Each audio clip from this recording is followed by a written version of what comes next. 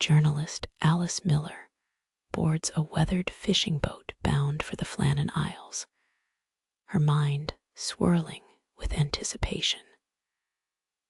The morose fisherman who captains the vessel warns her of the mysteries and misfortunes that cling to the islands like fog.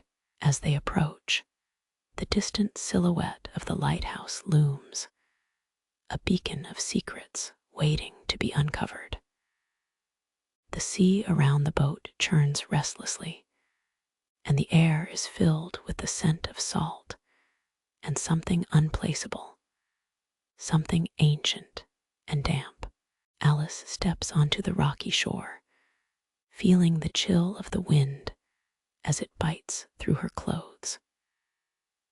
The abandoned lighthouse stands solitary against the dreary sky, its windows like hollow eyes watching her approach.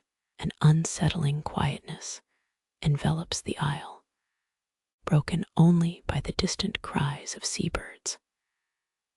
Alice feels a creeping unease, as if the island itself is aware of her presence. Inside the lighthouse, Alice discovers the keeper's logbook, the pages smeared with salt and mildew. Entries detail the everyday routines disrupted by inexplicable events, doors that open on their own, shadowy figures glimpsed in the fog, a relentless tapping that resonates from within the walls. As Alice delves deeper, she feels the past reaching out, a chilling presence observing her every move. As night descends, the lighthouse transforms into a labyrinth of echoes. Every step Alice takes seems amplified in the oppressive silence. She hears whispers, a language she can't understand, and sees fleeting shadows dance along the walls. Her rational mind battles with the rising tide of fear. Unable to shake the feeling of being hunted by something not of this world, unable to sleep, Alice ascends to the lighthouse's beacon room. Below the massive lens, she uncovers a dusty chest filled with personal belongings of the missing keepers, a pocket watch, a pipe, a well-worn journal. The air seems to pulse with unanswered questions. As she handles each item, visions flood her mind, brief glimpses of their final moments, engulfed in shadow and despair. Alice's investigation takes her outside into the island's wild landscapes. The winds howling through ancient rock formations seem to carry anguished voices. The ground, littered with debris from wrecked ships, is ominously soft under her feet, as if whispering a history steeped in sorrow.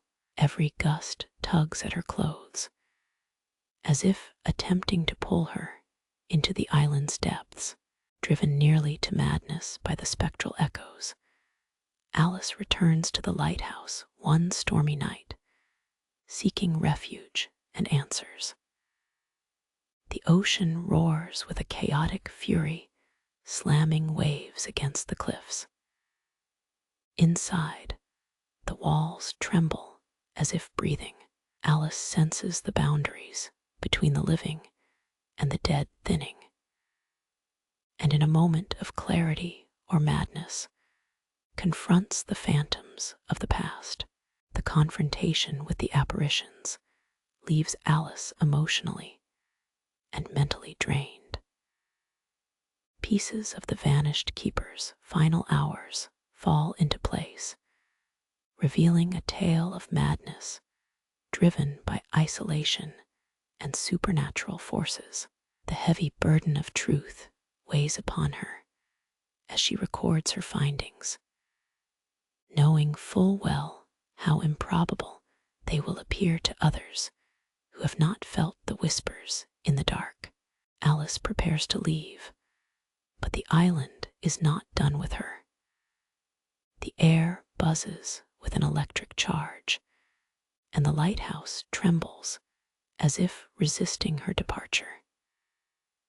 Each step away from the isle feels heavier, as if the island's heart beats in time with her own. The unsettling awareness that she may never truly leave haunts her as she finally boards the boat home. Back home, safe in her apartment, Alice struggles with her memories of the Flannan Isles. The shadows in her room seem deeper, the silence too loud, echoing with the voices she heard on the island. She replays her recordings, each replay tinged with a second's worth of static. A ghostly whisper confirming the haunting truth that the island demands to be remembered.